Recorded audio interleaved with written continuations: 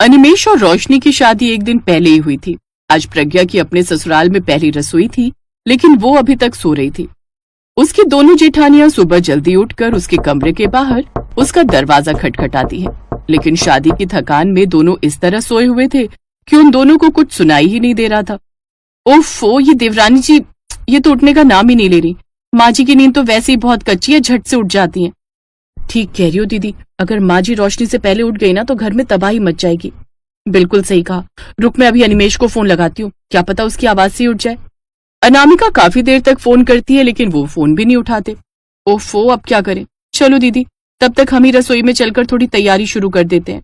वो दोनों रसोई में जाकर सब्जी काटने लगती हैं। देखो तो, सुबह के 5 बज गए, लेकिन वो महारानी है कि अभी तक सो रही है। लगता है उसके घर वालों ने सिखाया नहीं कि सुबह जल्दी उठना होता है।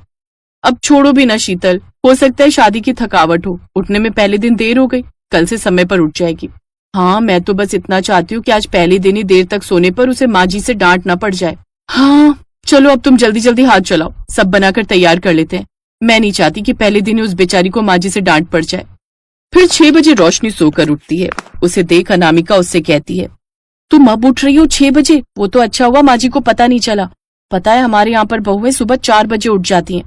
6 बजे तो माँ जी उठ जाती हैं। अब तुम कल सुबह से 4 बजे उठ जाना। अब जाओ, जल्दी से जाकर तैयार हो जाओ और फिर रसोई में आ जाओ। आज तुम्हारी पहली रसोई है ना, हमने सारी तैयारी कर ली है, बस तुमने पूड़ियां तलनी है और हलवा बनाना है। क्या कहा दीदी? सुबह 4 बजे? हे भगवान, क्या हुआ? तुम्हारा मुंह क्यों बन गया? 4 बजे? मुझे तो 6 बजे भी जल्दी ही लगा था। अच्छा ठीक है, उठ जाऊंगी। फिर रोशनी जल्दी से तैयार होकर रसोई में आ जाती है। कुछ देर बाद वो सबको टेबल पर खाना परोसती है। सच में आज अपनी तीनों बहुओं को एक साथ देखकर मैं बहुत खुश हूँ। और रोशनी बहू, तूने बड़ा ही अच्छा खाना बनाया है। ये ले, मेरी तरफ से तेरा उपहार। थैंक यू माँ जी। उस दिन तो रोशनी की दोनों जेठानियां उसे बचा लेती हैं, लेकिन ये अब ज्यादा दिन तक नहीं चल पाता क्योंकि रोशनी इतनी जल्दी उठ नहीं पाती थी। ऐसे ही कुछ दिन बीत जाते हैं।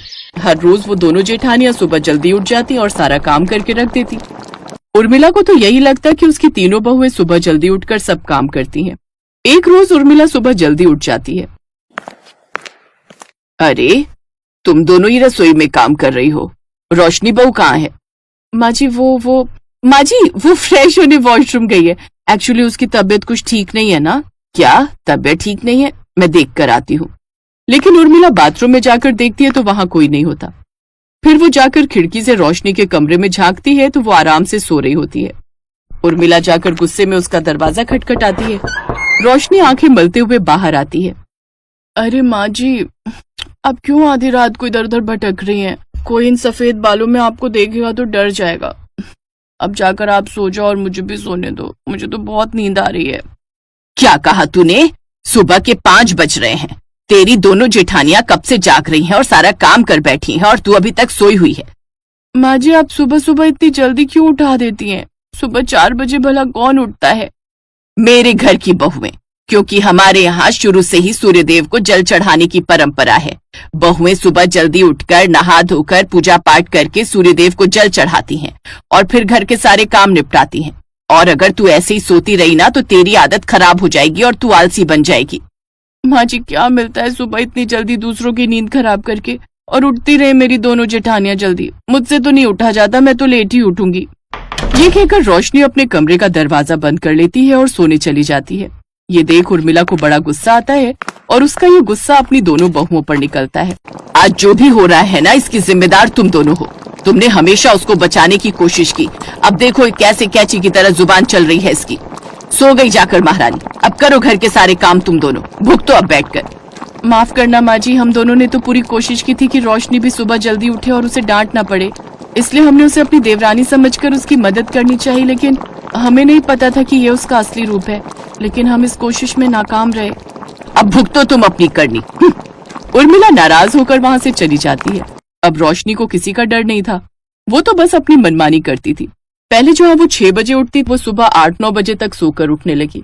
एक रोज, गुड मॉर्निंग जेठानियों, खाने में क्या बनाया है? मुझे बहुत तेज भूख लगी है।